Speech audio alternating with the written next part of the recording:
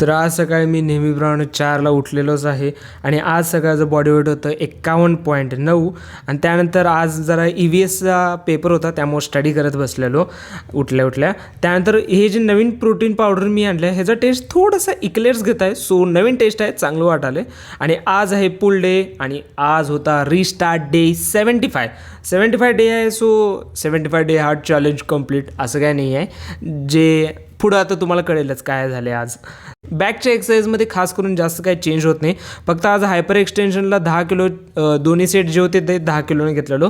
प्रिचकल एक असा एक्सरसाइज आहे जो मला मॅक्स आउट करायचा आहे, खरं यार लई वेळ लागतो इम्प्रूव्ह करायला त्यामध्ये. आणि त्यानंतर डंबल्स इन्क्लाइन कर्ल्स पण चांगले आहेत, खरं ठीक आहे त्याचं असं काही चेंज नाही.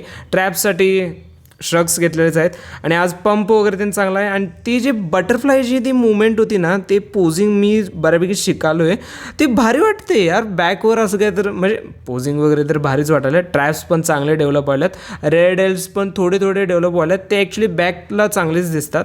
पोस्ट वर्कआउटमध्ये काही चेंज नाही आहे. प्रोटीनवालं दही, चपाती, चिरमुरे आणि क्रेटीन तर आहेच. ओके, तर EVSचा पेपर एकदम मस्त गेलेला आहे. घरी आल्यानंतर दुपारचं मीलमध्ये बॉइल्ड एग्स वगैरे त्यांचं सेमच होतं. संध्याकाळच्या मीलसाठी ओट्स वगैरे होते, फक्त जरा गाजरचं वगैरे वर खाली होतं. आणि असं नाही की मेडिटेशन आणि बुक रिडिंग आवडलेली आहे. घरी आल्यानंतर बुक रिडिंग आणि मेडिटेशन पण केलेलं आहे. आणि सकाळी सांगायचं विसरलो, खरं 7 तासांची झोप मी घेतलेली होती. आणि हे असं व्हिडिओ करायचं कारण काय, तर विषय असं झालं की आमच्या घरात बनवलेले रव्याचे लाडू आणि मला ऑल्दो बाकीच्या गोष्टींवर कंट्रोल झाला, खरं यार ह्याच्यावर माझा कंट्रोल उठला नाही आणि मी लिटरली 4 लाडू खाल्लेत. सो मी पण माणूस आहे, मी काय मशीन नाही आहे की रोज एकच खाईन. माझ्या पण क्रेविंग्स येतात आणि शक्यतो मला हे व्हायला नको पाहिजे होतं, कारण तरी पण मी हे खाल्लं, मला हे सांगणं गरजेचं होतं. सो हां, 4 लाडू खाल्लेत मी रव्याचे.